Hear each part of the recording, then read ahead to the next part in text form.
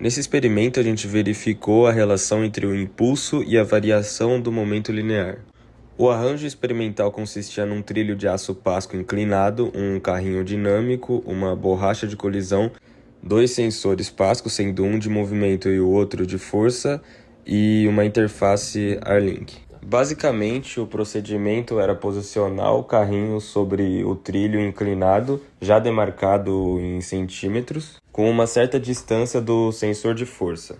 Depois, sempre lembrando de reiniciar o sensor de força para que não haja alterações no resultado final, a gente colocava o pasco para gravar e, com cuidado, soltava o carrinho. E assim, devido à inclinação do trilho, o carrinho percorreria sobre ele até colidir com o sensor de força. Feito tudo isso, bastava coletar os dados gerados pelo pasco. Então ele nos dava dois gráficos diferentes, sendo um de força em função do tempo e o outro de velocidade em função do tempo. E o comportamento seria assim como está sendo apresentado na imagem.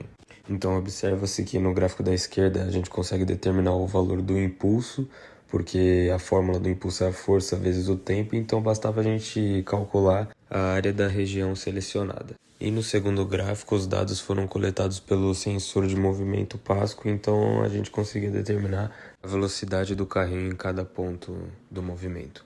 A gente também variou o peso do carrinho 3 vezes, sendo a primeira vez o carrinho sem nenhuma placa de peso, a segunda vez com uma placa de peso e a terceira vez com as duas placas de peso.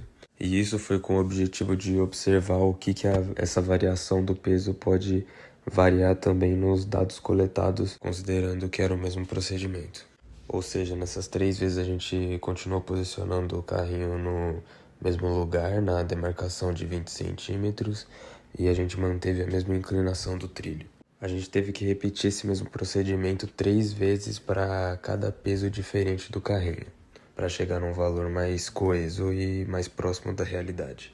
Porém, durante o experimento houveram diversas incertezas que afetaram no resultado final.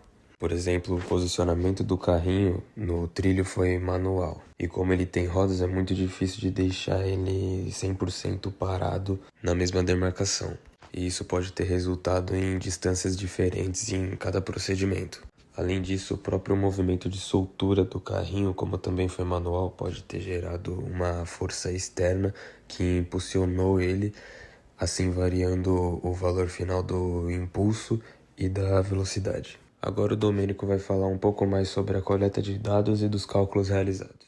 A partir do software Pasco, obtivemos 2 gráficos para o mesmo experimento, sendo o primeiro de força pelo tempo e o outro de velocidade pelo tempo.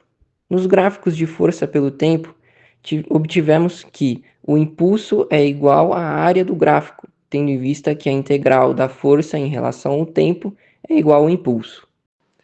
Agora, para o segundo gráfico, nós determinamos o impulso a partir da multiplicação da variação da velocidade pela massa do carrinho no experimento. Ou seja, primeiramente, nós temos que pegar a velocidade inicial e velocidade final determinadas no gráfico. Após isso, nós multiplicamos pela massa de cada um dos experimentos. Após a obtenção dos valores de impulso pelos 2 métodos, é esperado que seus valores deem semelhantes, ou seja, os experimentos deram certo, são condizentes com as duas maneiras de calcular o impulso. Caso os valores deem divergentes, isso quer dizer que houve um erro experimental e deve-se repetir todo o experimento. Após a comparação dos 2 métodos efetuados pelo nosso grupo, concluímos que o nosso experimento deu certo, tendo em vista que os valores de impulso são semelhantes entre os 2 métodos.